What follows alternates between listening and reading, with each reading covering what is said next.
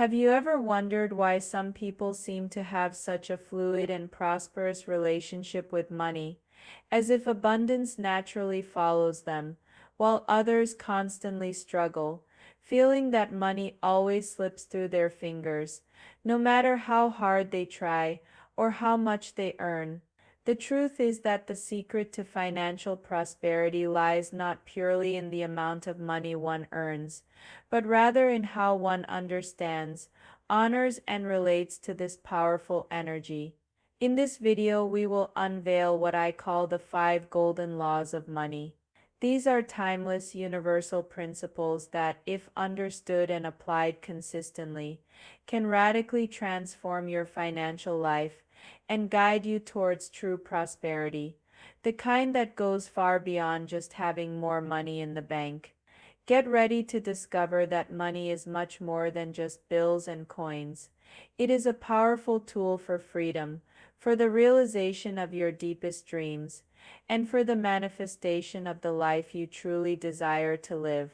Let's embark on this journey of financial self-discovery together. Law 1. Money as a representation of value, the echo of your impact on the world. The first golden law reveals a fundamental truth. Often ignored: money is above all a representation of value. It's not just a piece of paper, a set of numbers on a bank screen, or a precious metal. It is a tangible symbol of your time, your effort, your skills, and crucially, the value you offer to the world. Think about the evolution of currency to understand this law in depth. In ancient times, people directly exchanged goods, eggs for milk, tools for harvests. This was bartering, where value was subjective and direct. Later came gold, a precious metal that required time and effort to extract, and was universally accepted. The idea was that by accepting gold, you were accepting the representation of someone's labor. Over time, paper money emerged, initially backed by gold. You could go to the bank and exchange your paper for a corresponding amount of gold. This gave the paper tangible value. However, in 1971, then U.S. President Richard Nixon decoupled the dollar from gold, establishing what we now know as fiat currency. This means that the money we have today, the real, the dollar, the euro, is no longer directly linked to a physical asset like gold. Its value is sustained solely by the trust that people and governments have in it. It seems counterintuitive, doesn't it? A piece of paper that costs cents to print, like a $100 bill, has a purchasing power of $100. But that's exactly where the law of value manifests.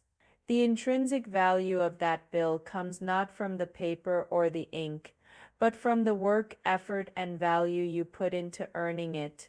And its purchasing power comes from the collective trust that others will also accept this paper as a representation of value. Understanding this is the master key to abundance. It's not about working harder, but about adding more value. It's about working smarter. Instead of focusing solely on the hours you put in, start thinking about how your skills, knowledge, and passion can solve problems, bring unique solutions, and ultimately create a significant impact on people's lives or businesses. It's about recognizing your own worth and strategically projecting it into the market. The more value you generate for others, the more value the universe, through money, will bring back to you. Law 2. Money rewards value, not effort. The dynamics of intelligent exchange. The second golden law teaches us a truth that is for many counterintuitive, yet profoundly liberating. Money rewards the value you offer, and not necessarily the amount of physical effort, the strenuousness of the work, or the number of hours worked. The idea that the harder you work, the more you earn is a limiting belief that often keeps us trapped in a life of excessive effort and insufficient rewards. Consider manual laborers, for example. They often perform strenuous work, under sun and rain, but are not always the highest paid. This is because money is not a simplistic reward solely for effort. It is a reflection of the perceived value you bring to the market. We can classify work into three levels to better understand this dynamic. 1. Manual labor. This is physical work, demanding a lot of bodily energy, and generally the lowest paid. Examples include heavy construction work or agriculture. Busy work. This is mental office-based work that demands time, attention, and organization, but is often repetitive or non-strategic. Analyzing spreadsheets, answering emails, making calls, these are activities that pay more than manual labor, but it's not where big money manifests. Thinking work added value. This is the level where money truly manifests in abundance. These are activities that involve innovation, strategy, complex problem solving, leadership, system creation, and high value addition. These are the people who think about how a company can grow exponentially, how to innovate products or services, how to invest intelligently. This type of work is less physical but generates the highest earnings because you are bringing exponentially greater value to the company or the market. Now let's apply this to your life. When you go to a restaurant and pay for a meal, you're not just paying for the ingredients or the chef's effort. You're paying for the value of a dining experience, for comfort, for unique flavor. If you own a business, for example, and want to earn more, think about how you can offer more value to your customers, exceptional service, an innovative product, a solution no one else offers. The more value you offer, the more people will be willing to pay, and the more you will differentiate yourself. It's important to note that as individuals, we cannot create money. That's a function of central banks. But we can attract more money by offering more value.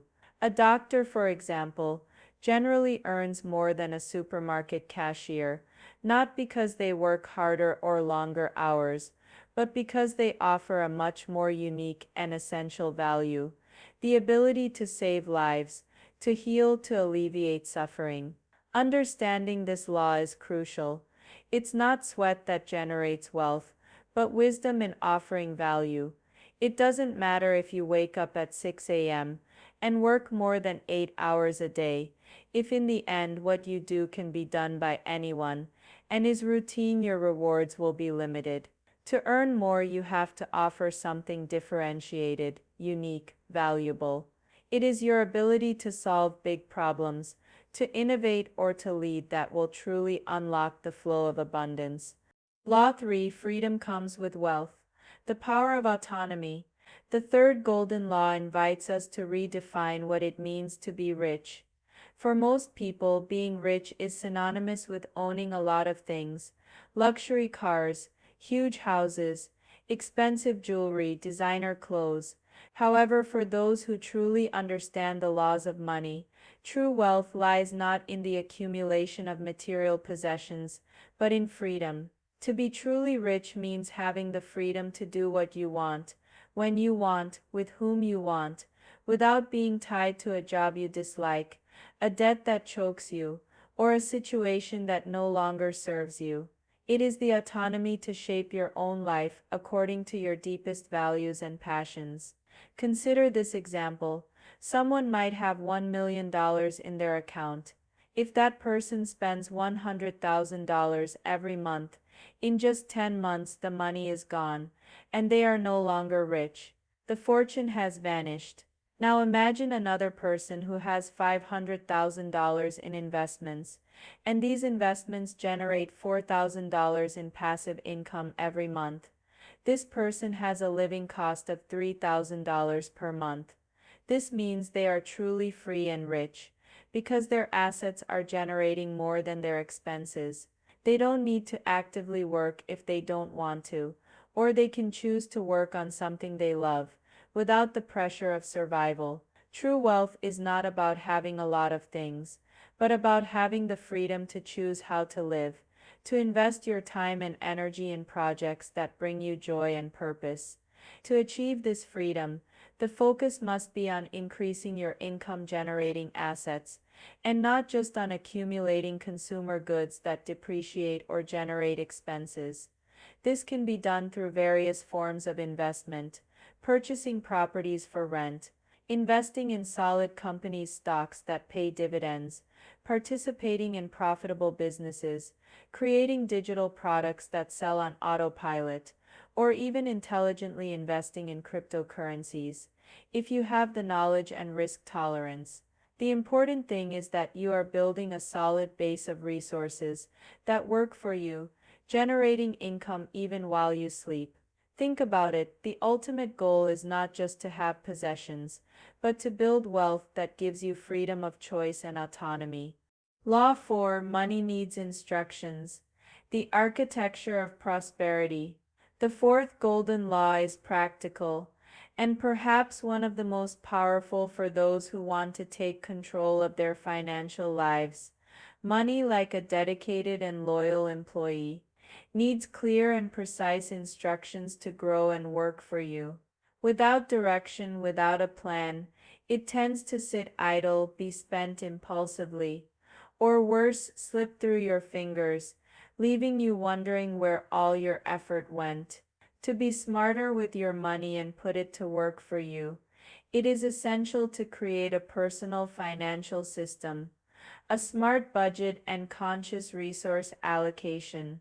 A simple and effective example is the 70-15-10 rule, or variations thereof: 70% for expenses. This part is to cover your essential expenses, and also for your quality of life spending: housing, food, transportation, leisure, etc. It's the money you use for your day-to-day living. 15% for investing. This is the slice dedicated to building your financial freedom. It's the money you put into income-generating assets that grow over time. As mentioned in Law 3, 10% for saving, emergency fund, and short-term goals. This portion is crucial for building a robust emergency fund, usually 6 to 12 months of expenses, and for short and medium-term goals, such as a trip, a course, or a down payment for an asset. The beauty of this rule is that you are essentially paying yourself first. You are ensuring that a portion of your financial effort is directed towards your future and your security, before covering all other expenses. It might seem challenging to live on only 70% of what you earn, but think of it as a new kind of tax you pay yourself for your freedom. If the government increased taxes, you'd adjust, right? It's the same here, it's an adjustment of priorities. It is vitally important that this money, especially the investment and saving percentages, goes directly into separate accounts or automatic investments, so you don't accidentally spend it. Current technology allows you to program automatic transfers as soon as your salary comes in. Now you might ask, how can I truly make this money grow? The key is to invest. You can put your money into stocks, real estate funds, fixed income, or even cryptocurrencies, always with knowledge and caution. It's like planting a seed that over time will grow and bear much fruit. Remember, investing is not just for the rich or for those who already have a lot of money. It is for everyone who wants to build a better financial future, regardless of the initial amount. Start with what you can, apply the rule, and watch your wealth grow. Money is a powerful tool, but it only works for you if you give it the correct and consistent instructions. Law 5. The role of money in our lives, the square triangle of a full life. The fifth and final golden law reminds us of an essential truth. Money, although crucial and life-changing, is not the only pillar of a full and happy life. We often hear the phrase, money doesn't buy happiness, and in part it's true, but the reality is that the lack of it can bring much unhappiness, and drastically limit your ability to live a life of holistic well-being. To understand the true role of money, I follow the concept I call the square triangle of a full life. It represents how money intrinsically fits into our existence, which can be divided into four interconnected pillars. 1. Physical health. It doesn't matter if you have 10 million reals or $10 million. If you don't have physical health, if you are debilitated or ill, money loses much of its value. The ability to enjoy life, to have energy to move freely is invaluable. Money can indeed buy good treatments, healthy food and gym memberships, but it doesn't buy health itself. Mental and emotional health. Mental health is as important as physical health. If you are chronically depressed, anxious, stressed, or in constant internal conflict, it doesn't matter how financially successful you are. Material wealth in this scenario can even exacerbate feelings of emptiness or isolation. Money can pay for therapies or experiences that bring peace, but it doesn't buy serenity. Spiritual health and purpose. This pillar refers to your sense of purpose, your meaning in life, your connection to something greater than yourself. It is the why you wake up every morning. Everyone has a mission, a unique contribution. If you don't know your purpose, or if you live a life misaligned with your values, even with all the money in the world, you can feel empty and adrift. Money can fund the search for purpose, but it doesn't create it. Financial health. Finally, financial health is the tip of the iceberg. It's not the whole picture, but it's a powerful facilitator. If you don't have financial health, stress over bills, insecurity, and dependency can negatively impact all other pillars. Lack of money can lead to health problems, physical and mental due to stress, limit your time to pursue purpose, and even create conflicts in relationships. So remember, money isn't everything, but it plays a fundamental role in every aspect of your life. It is a tool. If you understand it and use it wisely, it can be a powerful ally to strengthen your physical, mental, and spiritual well-being, allowing you to live with more freedom, peace, and purpose. It's about using money as a resource to optimize all areas of your existence, and not letting it be the sole measure of success or happiness. True prosperity is holistic. Throughout these 5 golden laws, we have unveiled that financial prosperity is not a mystery reserved for a few, but an accessible path for all who seek to understand and apply it with intention and discipline. From the intrinsic valuation of your work, Law 1, to the understanding that money rewards value, and not just effort, Law 2, through the pursuit of true freedom through wealth, Law 3, the need to give clear instructions to your money, Law 4, and finally, its integration into a context of a full and balanced life, Law 5. Each law is an essential step towards a healthier, more conscious, and more abundant relationship with money. Remember, knowledge alone is not enough. It is the consistent and intentional application of these laws that will transform your financial reality and consequently your life as a whole. Empower yourself. Continuously educate yourself about finance and investments, and become the architect of your own prosperity. You have the power to manifest a life of abundance in every sense. If you like this content, leave a like to support us. Share this video with friends and family who seek to improve their financial lives. And of course, subscribe to the Nexus 28 channel so you don't miss any step in your journey of personal transformation and spiritual awakening. Leave your comment below. Which of the 5 golden laws resonated most with you? How do you plan to apply it in your life? We want to know. May your vibration remain high until our next moment of wisdom and self-discovery.